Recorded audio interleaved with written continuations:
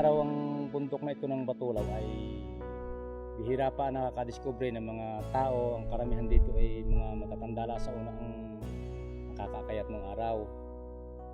Ang sabi ng matatanda sa una nung araw ay dito yung katulad na yung mga kagamitan, mga plato o kaldero, ay ang hiwaga ng bundok na ito dito nahihiram sa bundok na ito yung katulad ng mga plato, kaldero, yung mga kutsara. Ay ngayon dumami ang nanghihiram na nadiskubre.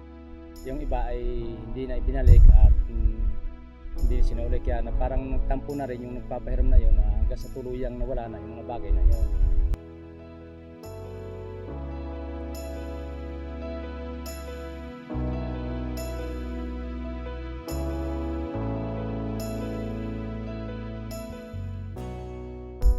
Nung araw, itong bundok na ito ng Batulaw ay marami ditong mga tulad ng wild na hayop na tulad ng baboy damo, usa na siyang hinahunter ng mga taon masauna.